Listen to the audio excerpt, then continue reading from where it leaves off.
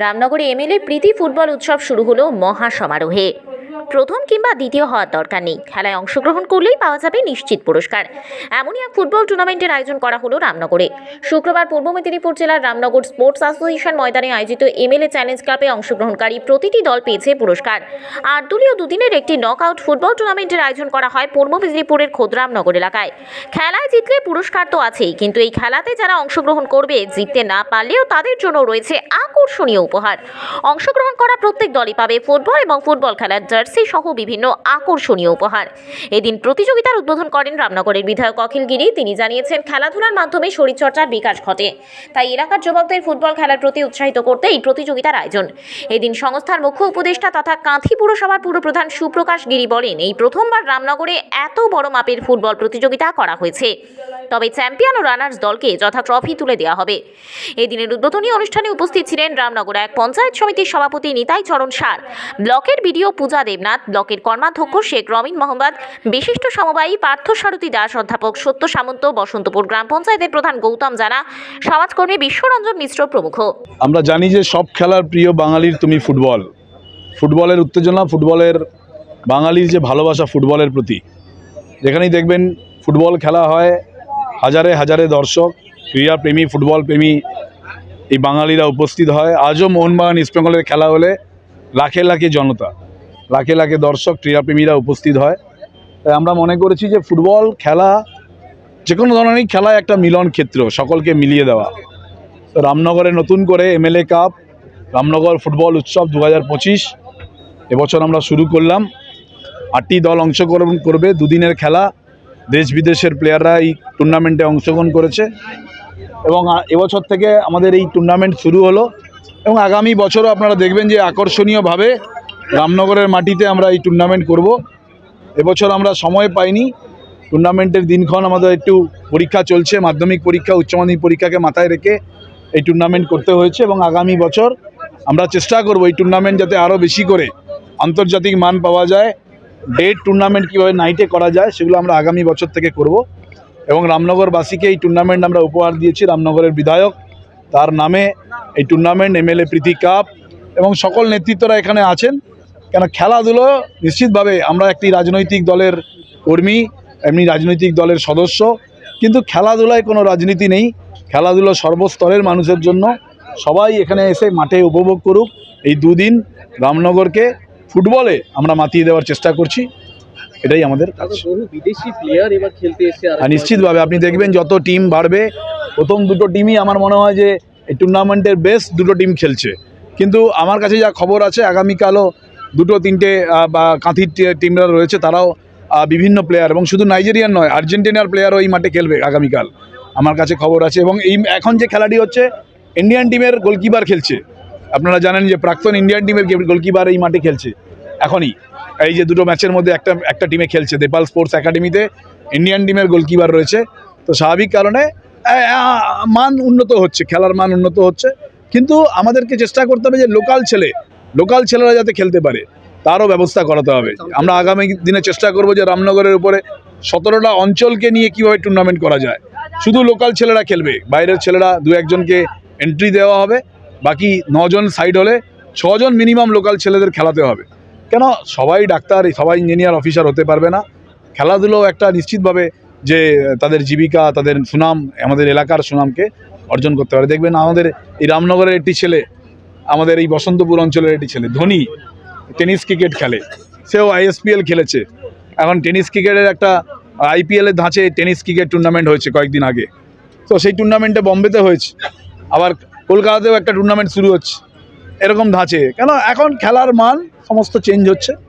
তো নিশ্চিত আমরা 50,000 টাকা চ্যাম্পিয়ন পুরস্কার দিচ্ছি, ট্রফি সহ 30,000 টাকা রানার্স, এবং প্রতি ম্যাচে প্রতিটি টিমকে আলাদা করে টাকা দেওয়া হচ্ছে।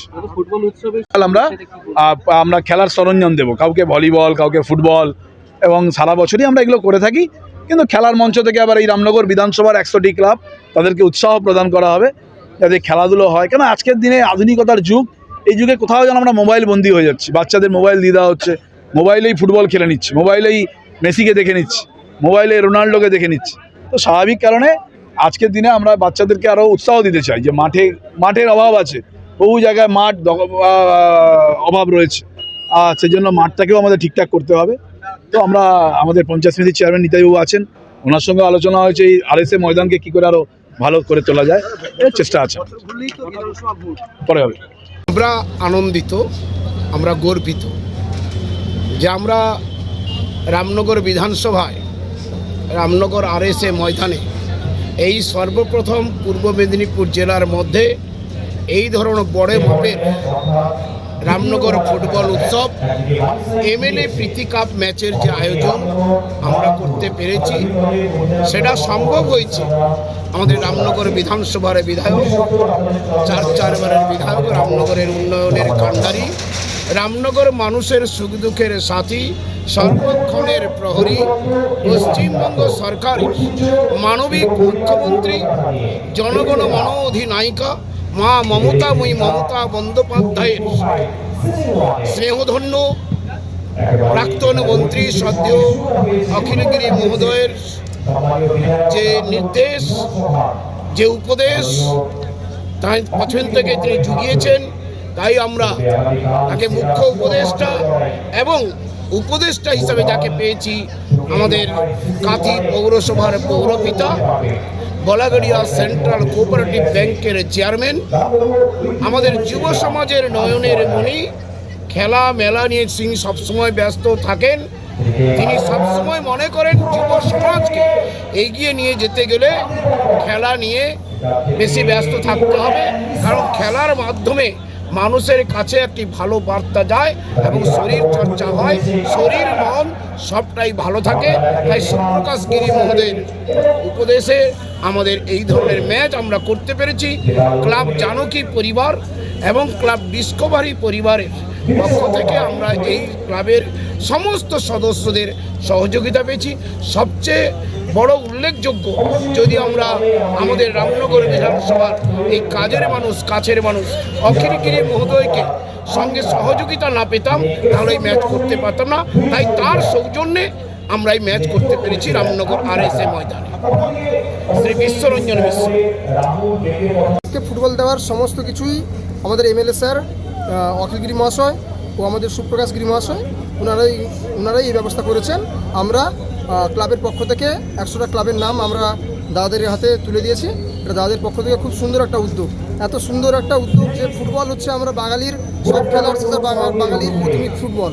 সেই ফুটবলটা খেলা মেলা থেকে শুরু করে ওনারা যে সবসময় মাঠে থাকে, তাই ওটা এই 100টা ফুটবলে দেওয়ার মাধ্যমে বোঝাতে চাইছি যে যুব সমাজ যাতে এই খেলার মধ্যে থেকে খেলাধুলা পড়াশোনার মধ্যেই থাকে, অন্য কোনো দিকের দিকে ওরা যাতে দিকভ্রষ্ট না হয়ে যায়, সারাদিন খেলা মেলা এবং পড়াশোনা এগুলোর মধ্যেই থাকে, সেই বার্তাটা আমরা দিতে চাইছি।